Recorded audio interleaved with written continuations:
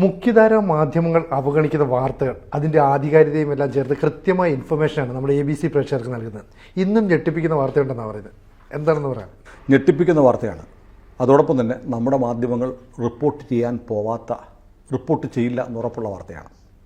ISൻ്റെ ഒരു ഔദ്യോഗിക പ്രസിദ്ധീകരണമുണ്ട്. ISൻ്റെ ഫണ്ട് കൊണ്ട് പ്രവർത്തിക്കുന്ന പ്രസിദ്ധീകരണം. അതിൻ്റെ പേരാണ് വോയിസ് ഓഫ് ഖുറാസാൻ. പാകിസ്ഥാൻ ബേസ്ഡാണ്. അതിൻ്റെ ഏറ്റവും പുതിയ ലേഖനം വന്നിട്ടുണ്ട്. അതിൻ്റെ കവർ ചിത്രം പ്രേക്ഷകരെ കാണിക്കാം. അതിൻ്റെ കവർ ചിത്രത്തിൽ എഴുതിയിരിക്കുന്നത് polytheist Indian rulers to face Muhammad, ready to face Muhammad. അതായത് ബഹുദൈവ വിശ്വാസികളായ ഇന്ത്യൻ ഭരണാധികാരികളെ മുഹമ്മദിനെ നേരിടാൻ തയ്യാറാവൂ. ഇതാണ് കവർ സ്റ്റോറി. കവർ സ്റ്റോറിയിൽ ഈ പ്രസിദ്ധീകരണം പരസ്യമായി ആഹ്വാനം ചെയ്യുകയാണ്. എന്തൊക്കെയാണെന്നറിയോ? ഇന്ത്യയിലെ ബഹുദൈവ വിശ്വാസികളെ എവിടെ കണ്ടാലും വാഹനമിടിച്ച് കൊല്ലുക, അവരുടെ കട്ട് സ്റ്റമക്ക് വിത്ത് നൈവ്സ്, അവരെ കണ്ടാൽ അവരുടെ വയറുകൾ കത്തികൾ കൊണ്ട് കുത്തിക്കീറുക, അവരുടെ ക്ഷേത്രങ്ങൾ കത്തിക്കുക, അവരുടെ കാറുകൾ കത്തിക്കുക, അവരുടെ വാഹനങ്ങൾ കത്തിക്കുക, അവരുടെ വീടുകൾ കത്തിക്കുക, അവരുടെ വിളവുകൾ കത്തിക്കുക, ആൾക്കൂട്ടമുള്ള സ്ഥലങ്ങളിൽ ആക്രമണം നടത്തുക. മുഹമ്മദിൻ്റെ ഉമ്മത്ത് ഇപ്പോഴും സജീവമാണ് എന്ന് തെളിയിക്കുക. ഈ ലേഖനം തുടങ്ങുന്നത് അങ്ങനെയാണ്.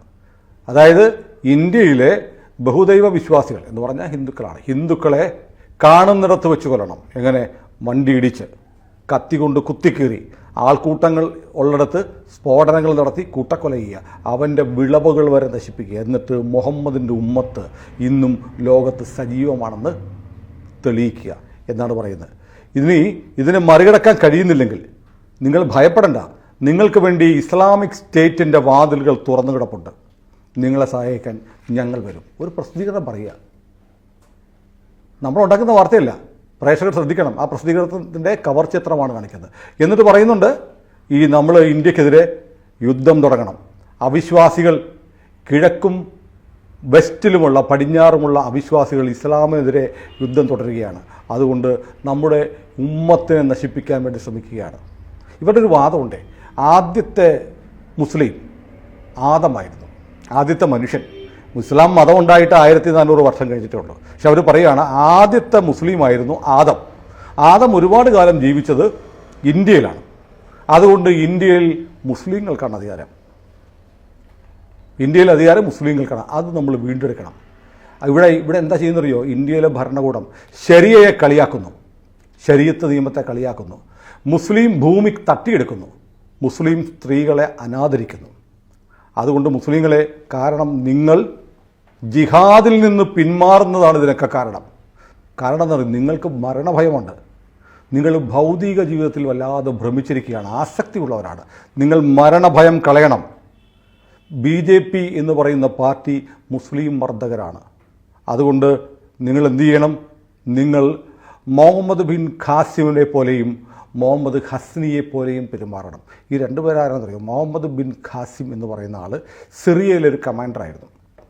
അയാളാണ് ഇന്ത്യയിലേക്ക് ആക്രമണം നടത്തി രാജാ ദാഹിറിനെ തോൽപ്പിച്ചു. അങ്ങനെ തെക്കേ ഏഷ്യയിൽ ഇസ്ലാമിക ഭരണത്തിന് തുടക്കം കുറിച്ച ആളാണ് Muhammad bin Qasim. Muhammad Ghazni India ആക്രമിച്ച ഏറ്റവും ഭീകരനായ മുസ്ലിം ഭരണാധികാരിയായിരുന്നു. ഇയാളാണ് സോമനാഥ ക്ഷേത്രം തകർത്തത്. അതിൻ്റെ വാതിലുകൾ പൊളിച്ച് ഇയാൾ ഗസ്നിയിലേക്ക് കൊണ്ടുപോയി. മധുരയിലെ ശ്രീകൃഷ്ണ ജന്മഭൂമി എന്നറിയപ്പെടുന്ന മധുരയിൽ ആക്രമണം നടത്തിയ ഗസ്നിയാണ്.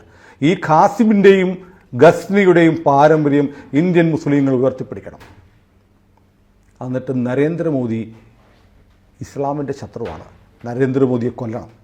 എന്നിട്ട് ചെയ്യണം, അവിടെ ഇസ്ലാമിൻ്റെ ആരാധനാലയം തകർത്ത് അവിടെ ഒരു ക്ഷേത്രം ഉണ്ടാക്കിയിട്ടുണ്ട്. ആ ക്ഷേത്രം പൊളിക്കണം. അയോധ്യയിലെ ക്ഷേത്രം പൊളിക്കണം. എന്നിട്ട് ഇപ്പോൾ അവിടെ എന്താ നടക്കുന്നത്? അവിടെ അന്യ വിഗ്രഹം വെച്ചിരിക്കുന്നു, അന്യമതങ്ങളുടെ ആരാധന വെച്ചിരിക്കുന്നു, ആരാധനയുടെ ശബ്ദം മൈക്കിലൂടെ വരുന്നു. അങ്ങനെ ഇസ്ലാമിനെ ആകെ അപമാനിക്കുകയാണ്. അതുകൊണ്ട് നിങ്ങൾ അയോധ്യ തകർക്കണം. ആലോചിച്ച് നോക്കൂ. നമ്മൾ ഇന്നലെ ചെയ്തു NSDയുടെ ഓഫീസ് അയോധ്യയിൽ സ്ഥാപിക്കാൻ എന്താണ് കാരണം തീരുമാനിച്ചിരിക്കുക. ആകെ 5 സ്ഥലത്ത് ഇതുവരെ ഉള്ളൂ.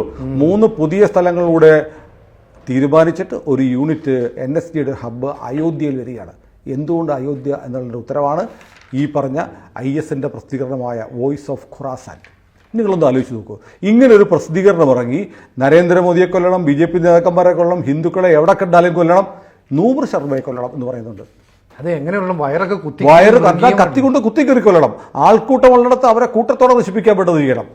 ഇങ്ങനെയൊക്കെ ചെയ്യുന്ന ആഹ്വാനം ചെയ്യുന്ന ഒരു പ്രസിദ്ധീകരണം ഇറങ്ങി ഓൺലൈനിലും ഓഫ്ലൈനിലും അത് ലഭ്യമാണെന്നിരിക്കെ അതേക്കുറിച്ച് ഒരു വരി വാർത്ത എവിടെയെങ്കിലും വരുന്നുണ്ടോ? എന്തിന് NSGയുടെ യൂണിറ്റ് അയോധ്യയിൽ ആരംഭിക്കുന്നു എന്നത് ഇതുമായി കണക്റ്റഡാണ്. നമ്മുടെ മാധ്യമങ്ങൾ എന്താ പറയാത്തത്? കാരണം കൊല്ലേണ്ടത് ഹിന്ദുവിനെയാണ്, നരേന്ദ്രമോദിയാണ്, പൊളിക്കേണ്ടത് രാമക്ഷേത്രമാണ്. തീർന്നില്ല ഭീഷണി.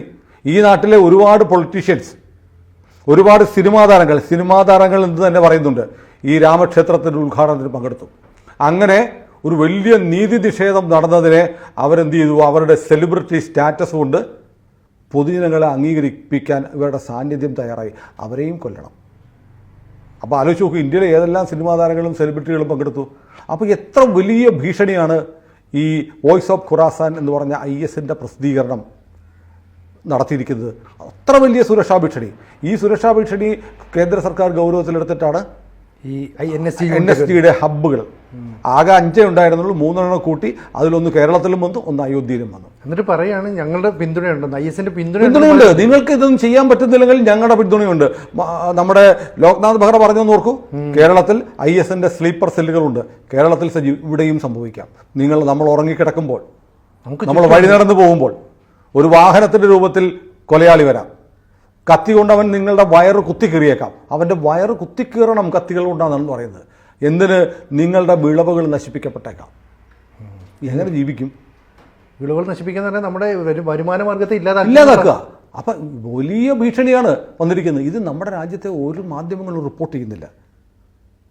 ഇതാണ് ഏറ്റവും അപകടകരമായ അവസ്ഥ. നമ്മൾ ഈ NSG യൂണിറ്റുകൾ ആരംഭിക്കാനുള്ള കാരണങ്ങൾ എന്താണെന്ന് തപ്പി പോകുമ്പോഴാണ് വോയിസ് ഓഫ് ഖുറാസാൻ എന്ന് പറയുന്ന ഈ പ്രസിദ്ധീകരണമാണ് ഇതിൻ്റെ ഇൻ്റലിജൻസ് ഏജൻസികൾ ഇങ്ങനൊരു തീരുമാനമെടുക്കാൻ പ്രേരിപ്പിച്ചത് എന്ന് നമുക്ക് മനസ്സിലാവുന്നത്. കേന്ദ്ര സർക്കാർ ഇതൊക്കെ മനസ്സിലാക്കി തുടങ്ങി, എല്ലാം മനസ്സിലാക്കിയിട്ടുണ്ട്. നൂപുർ ശർമ്മയുടെ കാര്യമുണ്ടല്ലോ. നൂപുർ ശർമ്മ 1 by 1 ആയിട്ട് ആരെയൊക്കെ ടാർഗറ്റ് ചെയ്യണം, എവിടെയൊക്കെ ചെയ്യണം, എന്തൊക്കെ ചെയ്യണം എന്ന് കൃത്യമായി പറഞ്ഞുകൊണ്ടിരിക്കുന്നത് ഓർക്കുന്നുണ്ടോ?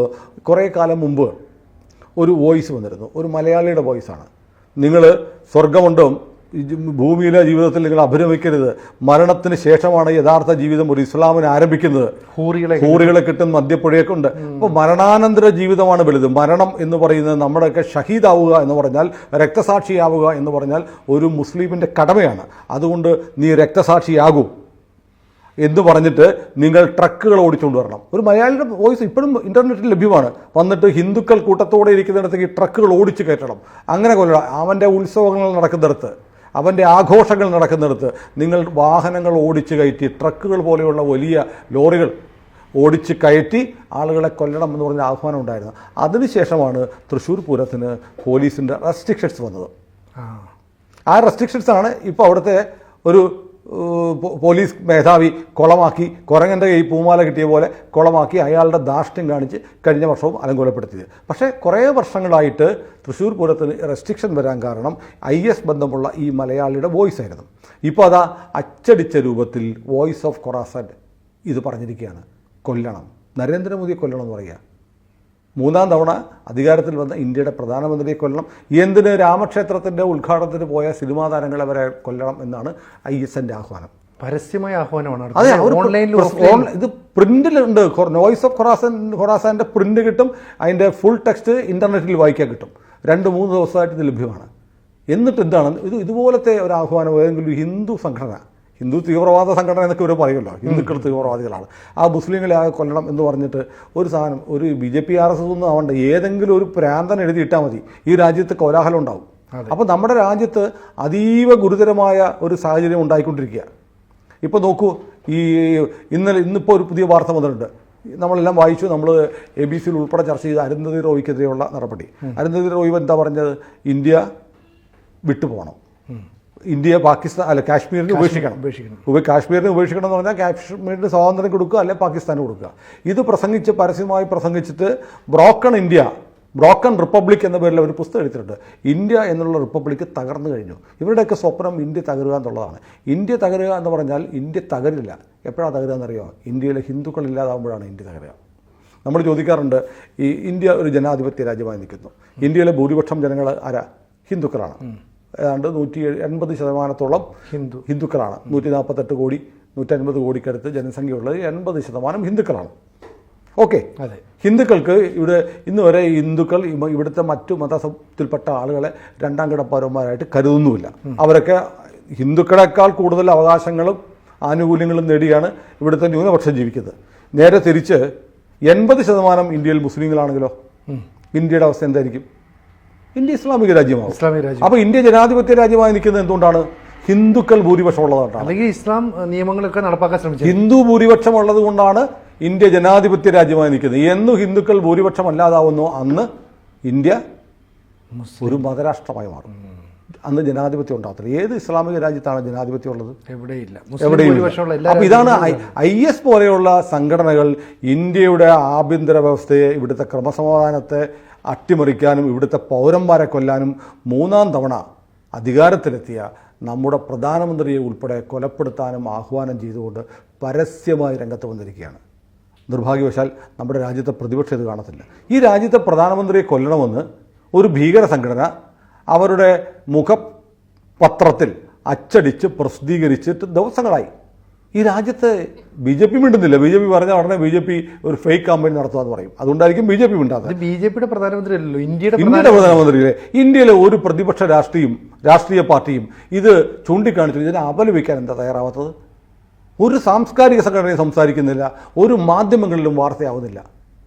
ഇത് നമ്മൾ ഈ ഡിബേറ്റ് പോസ്റ്റ് ചെയ്ത് കഴിയുമ്പോൾ അതിന് താഴെ കുറേ ആളുകൾ കമൻ്റ് എഴുതാൻ വരും. അത് ചിലരൊക്കെ പറയും ഇത് ABC ചാനൽ, സംഗി ചാനൽ ഇവരുണ്ടാക്കിയെടുക്കുന്ന വാർത്തയാണ്. സുഹൃത്തുക്കളെ, ആ മാഗസിൻ്റെ കവർ പേജ് നമ്മൾ ഇതിനകത്ത് ഇടുന്നുണ്ട്, നിങ്ങൾക്ക് കാണാം. നിങ്ങൾക്ക് അത് വെച്ച് പരതിയാൽ അതിൻ്റെ ഫുൾ ടെക്സ്റ്റ് നെറ്റിൽ നിന്ന് തന്നെ കിട്ടാം. ABC എന്ന് പറയുന്നത് ഈ പറഞ്ഞ നിങ്ങൾ പറയുന്ന പോലെ ഏതെങ്കിലും ഒരു പക്ഷത്തിൻ്റെ ചാനലല്ല. നമുക്കൊരു പക്ഷമുണ്ട്, അത് ദേശീയതയുടെ പക്ഷമാണ്. നമ്മൾ 100% നാഷണലിസ്റ്റ് ചാനലാണ്. അതുകൊണ്ടാണ് നമ്മുടെ രാജ്യത്തിൻ്റെ ഐക്യവും അഖണ്ഡതയും നിലനിർത്താൻ, രാജ്യത്തെ ജനങ്ങളുടെ ജീവിതം മെച്ചപ്പെടുത്താൻ, രാജ്യത്തെ ജനങ്ങളുടെ ജീവൻ ഉറപ്പാക്കാൻ, അതിന് സംരക്ഷണം കിട്ടാൻ, രാജ്യത്തെ ഭരണാധികാരികളുടെ നിലപാടുകൾക്ക് ഒപ്പം നമ്മൾ നിൽക്കും. കാരണം തീവ്രവാദത്തിനെതിരാണ് നമ്മൾ, വർഗീയതയ്ക്കെതിരാണ് നമ്മൾ, എല്ലാ മനുഷ്യത്വവിരുദ്ധമായ നിലപാടുകൾക്കും നമ്മളെതിരാണ്. അതുകൊണ്ടാണ് എല്ലാവരും മറച്ചുവെച്ച ഈ വാർത്ത പ്രേക്ഷകരുടെ സമക്ഷം ഞങ്ങൾ എത്തിക്കുന്നത്. വരും ദിവസങ്ങളിൽ നമുക്കിതിൻ്റെ കൂടുതൽ വിവരങ്ങൾ നിങ്ങളുമായി പങ്കുവയ്ക്കാൻ കഴിയും. ഏതായാലും ഈ വാർത്ത നിങ്ങൾ ഞെട്ടിപ്പിക്കുന്ന വാർത്തയാണ്. നിങ്ങൾ ശ്രദ്ധിക്കുക. വലിയൊരു ഭീഷണി. ഇവരൊന്നും വെറും വാക്ക് പറയുന്നവരല്ല, പറഞ്ഞതൊക്കെ അവർ ചെയ്തിട്ടുണ്ട്, ഇല്ലെങ്കിൽ ചെയ്യാൻ ശ്രമിച്ചിട്ടെങ്കിലുമുണ്ട്. പക്ഷേ ഭാഗ്യവശാൽ ഇത്തരം ശക്തികളെ ഉരുക്കുമുഷ്ടി കൊണ്ട് നേരിടാൻ തയ്യാറുള്ള ഒരു ഭരണകൂടം 3ാം വട്ടവും അധികാരത്തിൽ വന്നിട്ടുണ്ട്. അല്ലെങ്കിൽ ഒന്ന് ആലോചിച്ച് നോക്കൂ, ഈ വോയിസ് ഇസ്ലാമിക ശക്തികൾക്ക് അനുഭാവപൂർവമായ നിലപാടെടുക്കുന്ന ഒരു ഭരണകൂടമാണ് ഇന്ത്യയിൽ ഉണ്ടായിരുന്നുവെങ്കിൽ, മോദി പറഞ്ഞ ഓർക്കുന്നില്ലേ, രാമക്ഷേത്രത്തിന് പൂട്ടിടുമെന്ന് പറഞ്ഞാൽ, രാമക്ഷേത്രത്തിന് പൂട്ടിടുകയല്ല, ബോംബ് വയ്ക്കുമായിരുന്നു. നമ്മുടെ രാജ്യത്ത് എന്തായിരുന്നു പിന്നെ സംഭവിക്കാൻ പോവുക? ഈ രാജ്യത്തെ ഹിന്ദുക്കളെ കൂട്ടക്കൊല ചെയ്ത് അധികാരം പിടിച്ചെടുക്കാൻ ജിഹാദിനിറങ്ങുമെന്ന് ഓരോ ഇന്ത്യൻ മുസ്ലിമിനോടും ഈ IS സംഘടന അവരുടെ മുഖപത്രത്തിലൂടെ ആഹ്വാനം ചെയ്യുകയാണ്. നിങ്ങൾ ഭയക്കണ്ട, നിങ്ങൾക്ക് എന്തെങ്കിലും തടസ്സം വന്നാൽ ഞങ്ങൾ വാതിലുകൾ തുറന്നിട്ടിട്ടുണ്ട് എന്നാണ് പറയുന്നത്. കാശ്മീരിൽ നമ്മളത് കണ്ടുകൊണ്ടിരിക്കുകയാണ്. അതെ, കാശ്മീരിൽ വലിയ പോരാട്ടം. മോദി സർക്കാർ അധികാരം ഏറ്റെടുത്ത ദിവസമാണ് വൈഷ്ണവ് ദേവി ക്ഷേത്രത്തിലേക്ക് പോയിരുന്ന തീർത്ഥാടക സംഘത്തെ ആക്രമിച്ചത്. അതിൻ്റെ വിവരങ്ങൾ വന്നിട്ടുണ്ട്. വളരെ ലോങ് ഡിസ്റ്റൻസിലിരുന്ന് സ്നൈപ്പർ ഗണ്ണുകൾ ഉപയോഗിച്ച് വെടിവെച്ചാണ് ആ ഡ്രൈവറെ കൊന്നത്.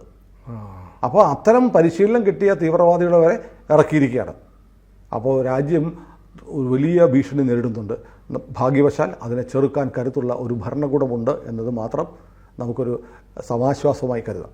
കൂടുതൽ വാർത്തകളും വിശേഷങ്ങളും നിങ്ങളിലേക്ക് എത്താൻ ABC മലയാളം സബ്സ്ക്രൈബ് ചെയ്യുക, ബെൽ ബട്ടണും അമർത്തുക.